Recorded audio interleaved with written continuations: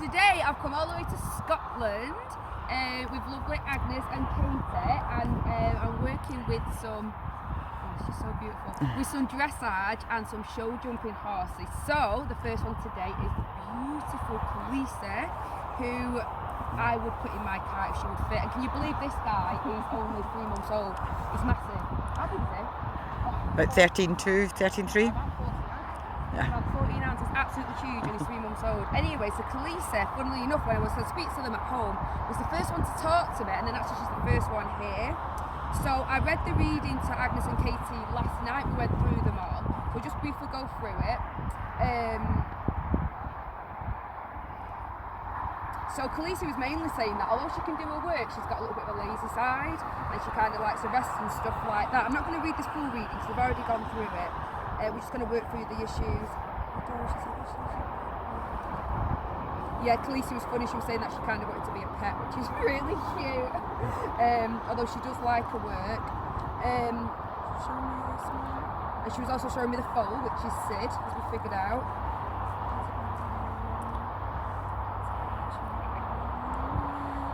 Red jacket. Do you want me to ask her more about the red jacket, or do you want to just?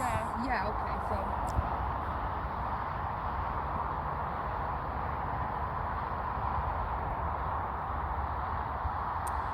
She's kind of saying that it was quite rough handling, and she thinks that kind of, I know, she says that almost in a way soured her, bittered her a little bit about being ridden.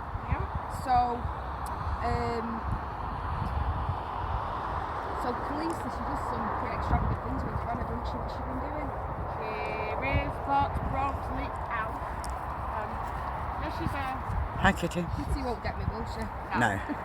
Only when she's in a stable. So, Hi, baby. Come on, girls. Why she's doing this then? Khaleesi.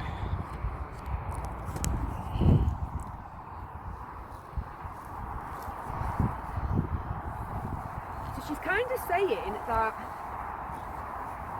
she feels a lot of pressure with, I feel like she's been really restrained and attacked and her bits and things like that, and it's almost like she's breaking free. So I know that you've been riding her without bin, so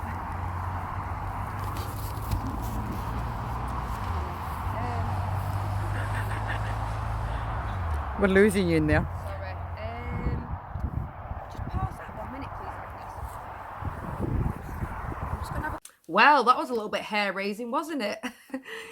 So I love being with the horses in the field, and it's absolutely amazing. However, when you're speaking to the animals, in order for me to get the best, most accurate reading, I literally have to shut myself down. So I have to get rid of every thought, emotion, sensation, feeling, anything in my own body. I just have to become a blank canvas. And then whatever the animal is communicating is almost like painted onto me, if that kind of makes sense. I become like a vessel so that you can then receive everything from the animal, because obviously if I'm feeling, I don't know, if I'm feeling nervous and the animal shows me a picture of a show jump, I could think, oh, well, they're scared of show jumping, and that's not really accurate. So, because all the horses was around me, it's anyone who knows horses will know that when you're around horses, you keep your wits about you. You definitely keep your wits about you. But in a stable, it's not too bad, especially if the owner's there or somebody's got hold of them. But because there were multiple horses and they're in a field environment, and obviously horses are being horses. What horses do, they get spooked. They may kick out at each other. They might nip each other. They might decide to go for a gallop and have a good old jolly. So it really wasn't safe for me to be in an absolute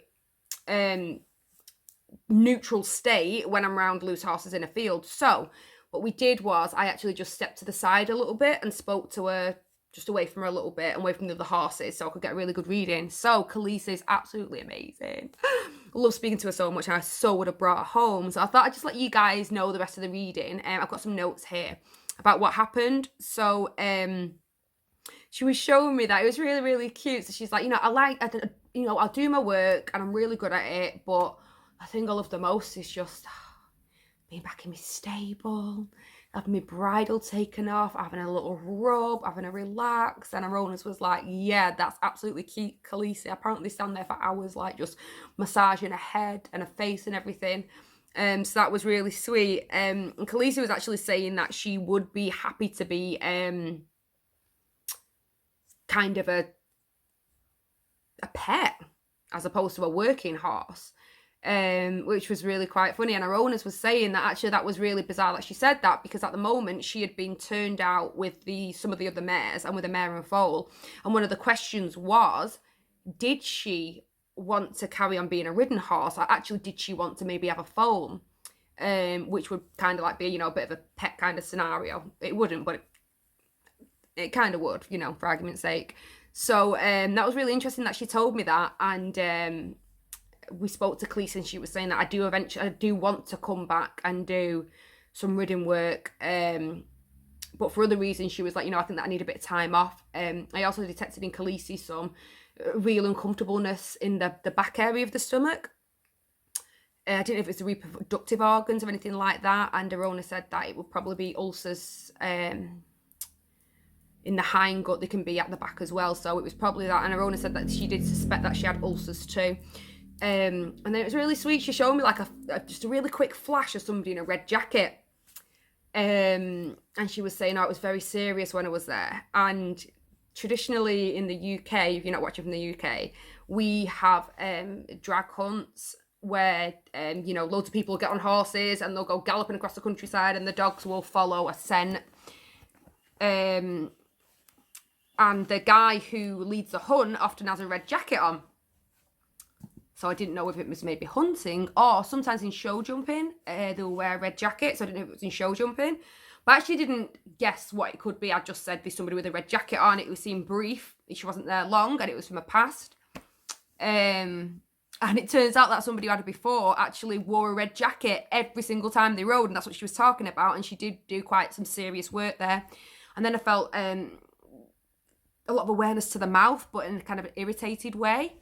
And then she was showing me like her going long and low and stretching out. And Katie, who owns and rides her, was saying that she came and she just knew instinctually that she really wasn't. The pressure in the mouth a bit, and that's what Khaleesi was saying, that she was showing me a lot of equipment and like some blood and stuff, like it was really hurting her. And she said that in the past when she'd been rode, her equipment had been that tight, it actually dug in her chin and had caused some bleeding and things like that. And instinctively Katie was like, well, I think that it'd be really good to ride a bitless. And she said that she took a show jumping in a bitless bridle, and everyone was like, oh my God, what are you doing? And she's like, no, this is what this horse needs. But she questioned it a little bit. So it was really nice that I was able to confirm to her that actually, yeah, the bitless is definitely what she needs. And Katie was saying that when she is bitless, it's when she feels comfortable enough to actually go long and low and really stretch out over her back. And also the pains in the stomach was happening when she was being ridden. So she's going to have ulcer treatment. She's going to have a year off. And Katie was thinking about sending her off somewhere to be, from what Khaleesi was saying about being ridden, I think she just got some conflicting advice, and it was quite a negative experience from where she'd come from. So Stevie's, not the animal communicator, Stevie's, girl who's got some skills, was saying that I think that it'd be better if she was completely rebroken and completely restarted again, so that you're almost like the neurological pathways that are set that are quite negative, you're taking them out and you're building new neurological pathways that are a more positive experience for her. So Katie was saying that she thought that she could go off to be rebroken. And I asked Khaleesi, and Khaleesi was saying that she's never really met anyone before that was as in tune to her and understood her instinctually like Katie does. So it was really important that Katie's the one that rebreaks her, and Katie was like, yeah, that's not a problem at all, I'll do that. And I think that Khaleesi quite liked the idea of having it. This was it. God, yeah, I forgot. Right. So he was asking, would she like a foal? And she was like, and she kind of like stumbled for a bit. And I was thinking, right, come on, give us an answer. And then I felt quite scared. And then she showed me the stallion. And she said that I don't really want to mate with a stallion, but I would like a foal, but I don't want to mate. And it turned out that she'd been really bullied in the past by other horses. So actually she did really have a fear of other horses. So it was really nice that she was able, and they said it absolutely she could have artificial insemination. And I just thought it was really just so beautiful that she got the opportunity to say that, because that can, I mean, some horses, you know, they love a bit of rumpy pumpy. But obviously Khaleesi's not one of those. And I just thought it was really nice that she had the opportunity to get that across, and that she had the owners that would actually honour that for her as well, which is really beautiful. I'm just going to have a quick look at my notes and see if there's anything else kind of significant. Oh yeah, she said that she looks after the foal that is there a lot at the moment. She's really sweet with him. The red jacket, the pressure in the teeth. Yeah, she's going to be rebroken.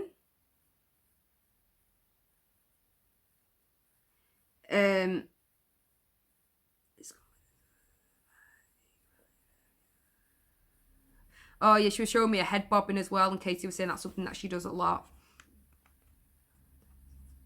Oh yeah, and then she was telling that she had there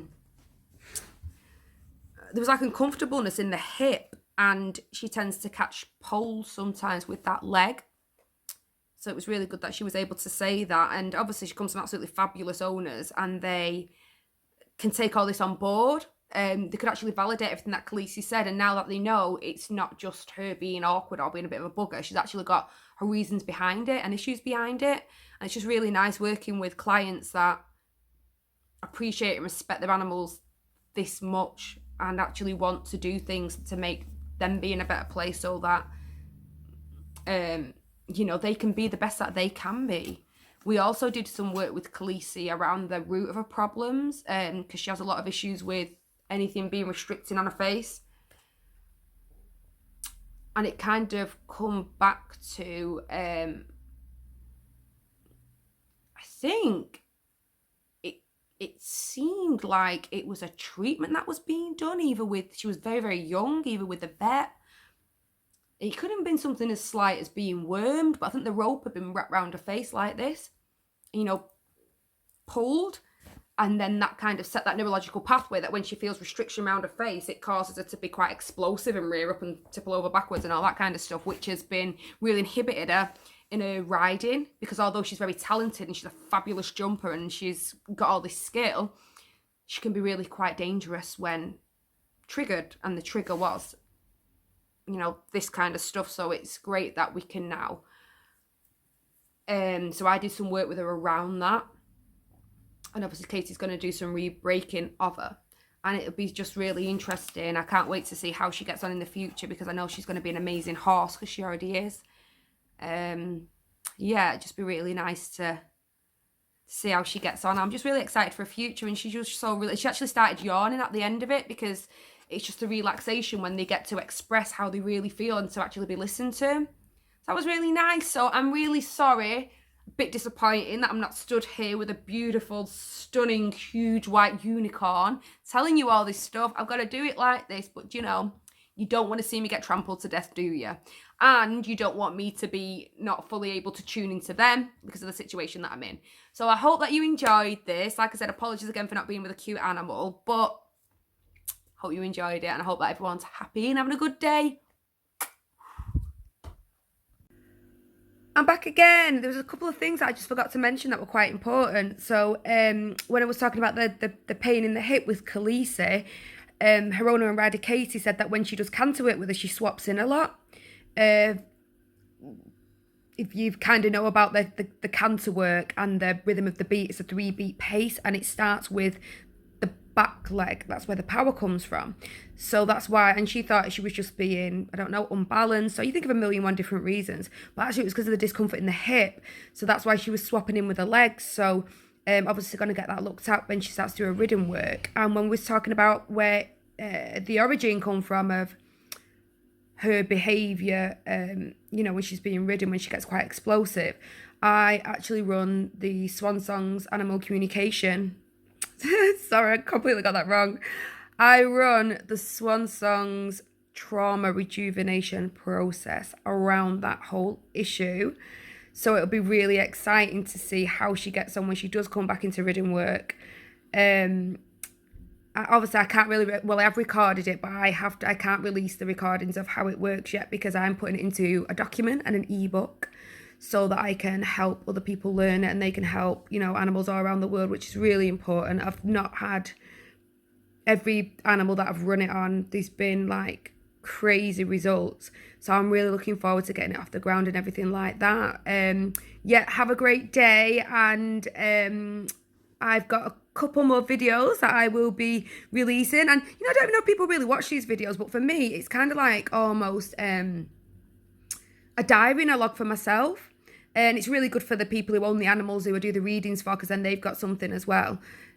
But, you know, if you do watch them and you enjoy them, I'm really glad that I'm able to share this journey with people. Speak to you soon. Bye.